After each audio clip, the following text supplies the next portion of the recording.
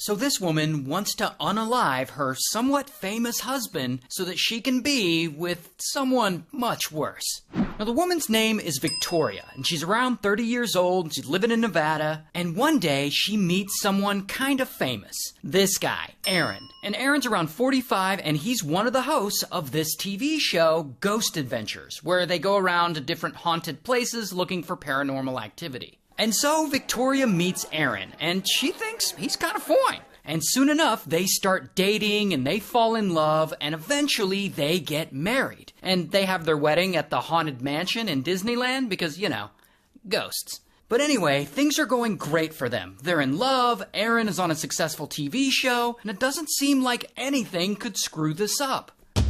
Until a few years go by, and for some reason, though they haven't been married that long, Victoria starts feeling lonely. Maybe it's because Aaron's off filming his show all the time, or maybe it's because she's jealous of the attention he gets and she doesn't. I mean, I'm speculating here. We don't really know why she's lonely. But Victoria starts becoming unhappy. The thing is, it seems like Aaron doesn't really know that she's feeling this way. I mean, maybe she's just not communicating this with him.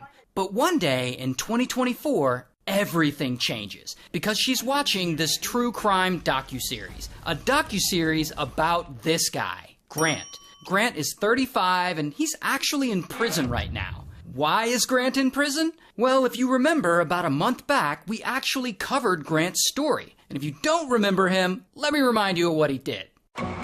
One day in 2019, he comes across a cam girl site, and he starts watching this cam girl. Her name's Sylvie. And Grant thinks Sylvie is fine, and he starts donating money to her. And over time, he becomes obsessed with her, and he starts stealing money from his family members to donate to her. In fact, little by little, he steals over $200,000 from his family, and he just donates it all to Sylvie. And his family becomes desperate to get him to stop talking to her, so they end up taking his phone away. And in retaliation for taking his phone away, he gets a pew-pew, and he unalives his mom, his dad, and his brother.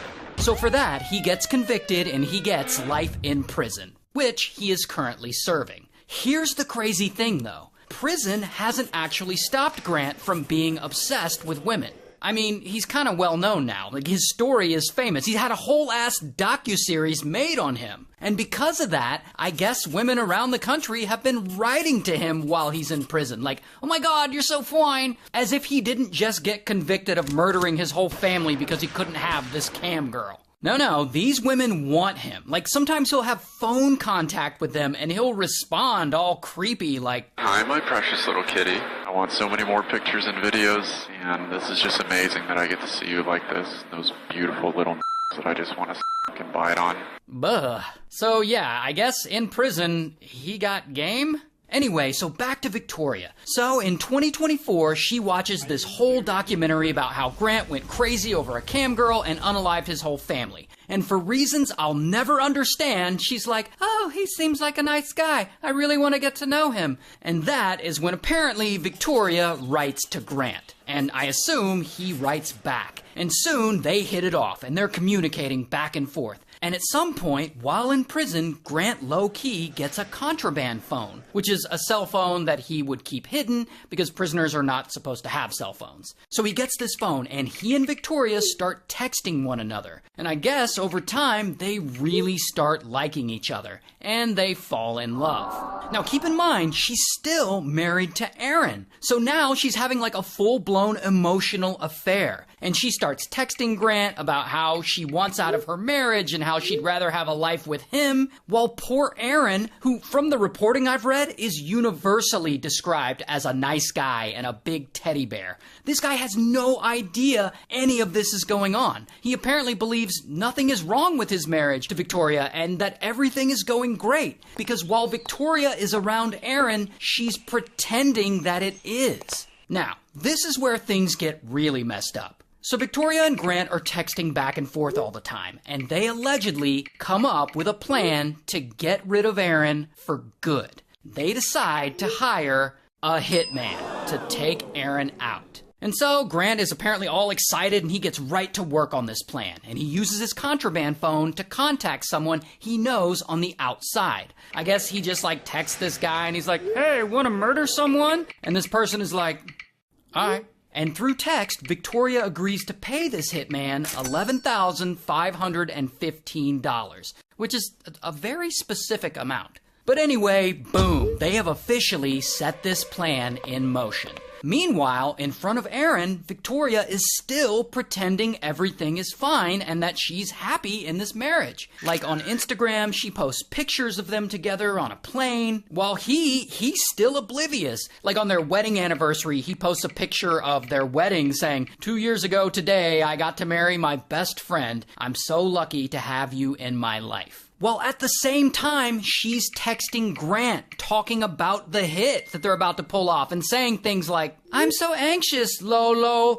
I just can't believe it's happening." And then she asks, "Am I a bad person?" While Grant's like, "Of course not, baby. Why would you think that?" And she's like, "Because I chose to end his existence, not divorce." And by the way, I didn't make these texts up. These are word for word what they texted each other. Anyway, so the date of the hit approaches, and Victoria and Grant and this hitman all make their preparations. And they allegedly tell the hitman they want Aaron to be unalived while he's out of state, while he's on location filming Ghost Adventures in California. Then Victoria texts Grant Aaron's schedule and his shooting locations, the make of his car, a picture of him. She's also able to give away his exact location with the Find My app. And so Grant sends all this information to the hitman. So now the hitman has everything he needs to get the job done. Then Grant allegedly texts that Aaron's asleep right now in the hotel room, signaling the hitman that he should move forward. Then Grant waits, and he waits, and he waits. And he's not sure if Hitman did the job or not.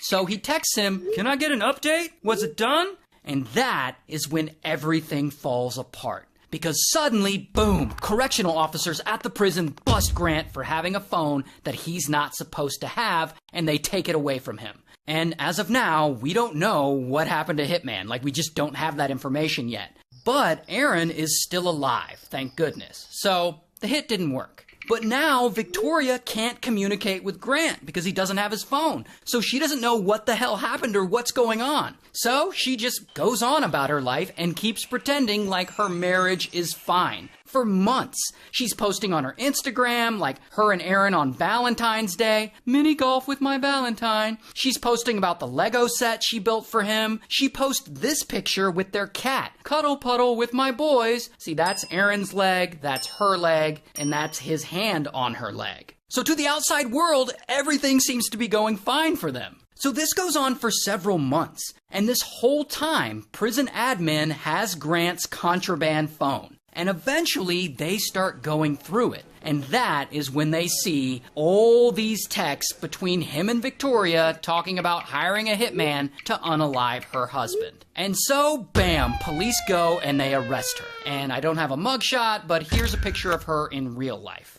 Also, just reminding you that she hasn't been convicted of any of this, so all of this is technically alleged. Meanwhile, we're all glad that Aaron is okay, and I've read that since then, he has filed for divorce. So, good for him.